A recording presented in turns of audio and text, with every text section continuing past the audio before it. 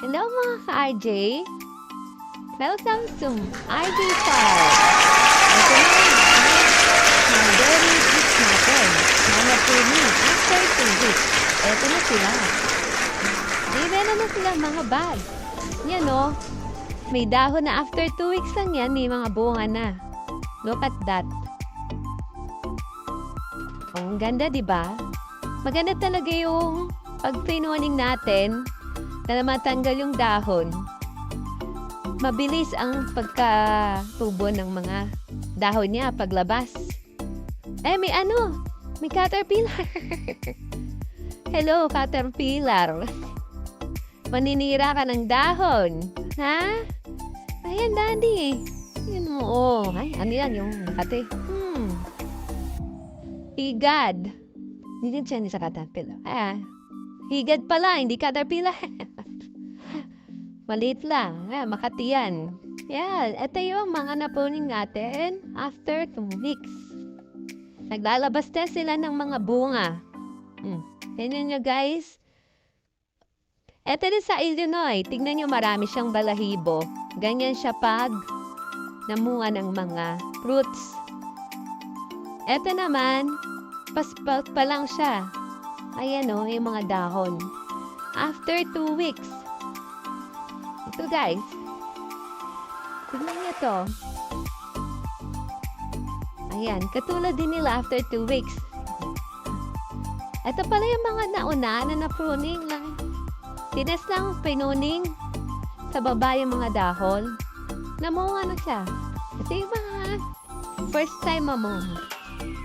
Mga first time mamunga na mga mulberry trees. Yan. Marami na siyang bunga, guys. Matubig. Ay, mas marami pala yun.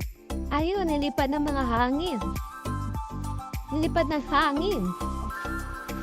Yan, may mga... Ito. Wala na. Laki. Kambal. Kambal kami na. Wow, may kambal. Ayan, nalaki. Ito yung mga first time na namunga ng mga mulberry. Kailangan pala nating itayo siya kasi nakabukadkad. Katulad niyan, gawa ng hangin. Mamaya hapon. Mamaya hapon. But, ano siya? Mamaya hapon. Yung mga, yung mga nakalaylay na yan, ipapatayo natin yan para hindi masira. Ito po yung fruits ng ating Illinois mulberry. Diba ang lalaki niya? Tingnan nyo, guys, difference niya sa daliri ko. Malaki siya. Hindi pa siya hinog na hinog. Ayun natin mamaya. Ayan. Marami na rin na kanyang bunga. Inampo ng lamang namin to eh. Tapos namunga lang, Daddy. Ay, hindi siya ganda. Ginampitan. Tapos, nagkabunga siya.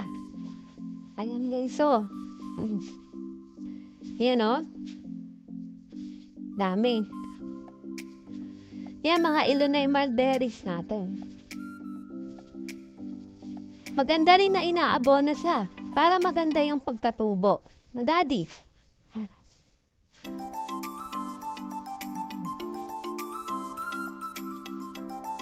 Ay, sa kabila. Natubig kasi umalang kagabi.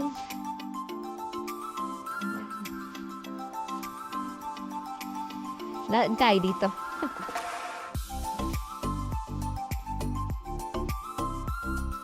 Yan, marami na rin ang bunga niya.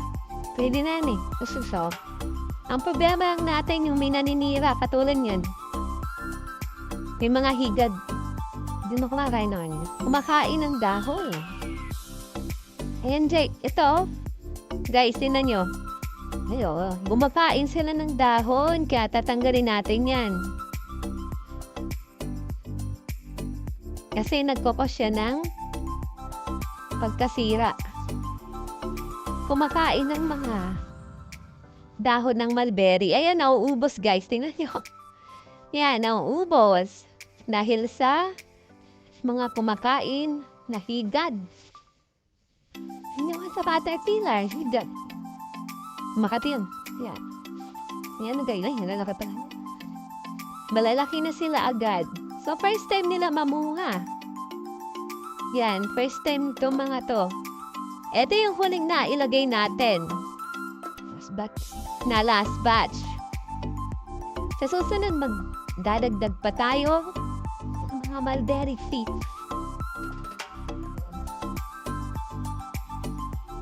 Diba? Yan. Nagdasog ang mga mulberry. Ito yung mga last na napulaming nagbubunga.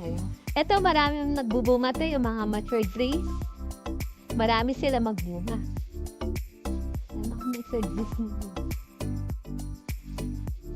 Hindi nila tayo binibigo sa dami ng kanilang bunga.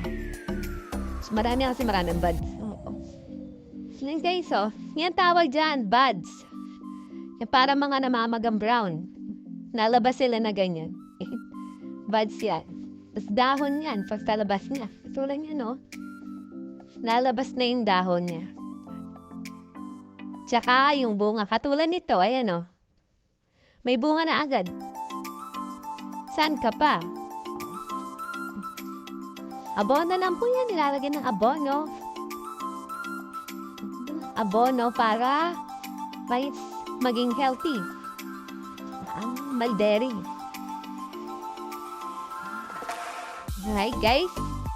Yan na lang muna ang update natin sa ating mulberry orchard. Hello nga pala sa ating bagong subscriber na si Mina na nag-comment. Thank you very much. At saka kay Denise ba yun? Lovely. Yan. Thank you very much. Yan. Susunod, maglalagay na tayo ng mga subtitle para mas lalong maintindihan ng mga international na mga nanonood sa atin. Thank you guys! Bye!